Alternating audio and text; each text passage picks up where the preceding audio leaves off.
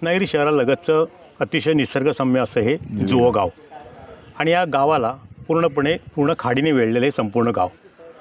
ह्या गावाच्याकरता, त्याच्या संरक्षणाकरता, त्याच्या घरांच्या संरक्षणाकरता, शेत जमिनीच्या संरक्षणाकरता म्हणा 1984 पासून जो या बंधाऱ्याच्या कामाची मागणी होती आणि काही कारणामुळे त्या ठिकाणी कामही सुरू झालं.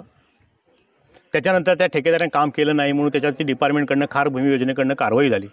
पण नंतरच्या काळामध्ये पालकमंत्री उदय सामंतांच्या प्रयत्नातनं ह्या ठिकाणी ह्या जुवे गावच्या सुरक्षेच्या दृष्टीने जवळजवळ 4 ते 4.5 कोटी रुपये खर्च करून 1000 मीटर लांबीचा अतिशय असा सुसज्ज आणि सुरक्षित असा ह्या बंधाऱ्याचं काम या ठिकाणी सुरू आहे.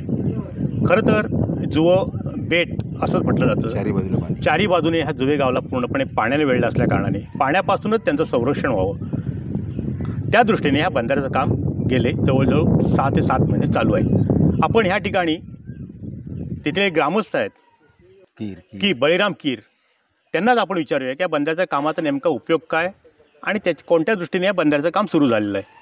कीर साहेब नमस्कार. नमस्कार. नेमकं ह्या बंधाऱ्याचं काम सुरू आहे, आपण तिथले रहिवासी आहात आणि आपल्याला सुरक्षित दृष्टीने हा बंधारा सामान्यांचा विचार केला तर अतिशय गरजेचा आहे, सुरक्षित आहे. बरोबर आहे.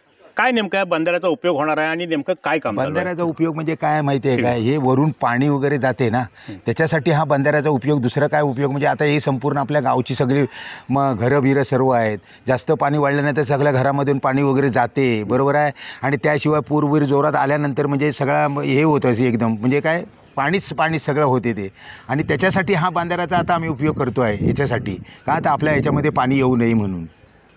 निसर्गाची अतिवृष्टी असेल किंवा पुराचं प्रमाण वाढलं तर घरांना धोका होऊ नये म्हणूनच ह्या बंधाऱ्याचं कामाकरता पालकमंत्र्यांनी निधी उपलब्ध करून दिला आहे. आणि हा बंधारा झाला तर काही प्रमाणात जुव्यातल्या ह्या रहिवाशांना दिलासा मिळणार एवढं मात्र नक्की. टाइम डेली करता किशोर मोरे, रत्नागिरी.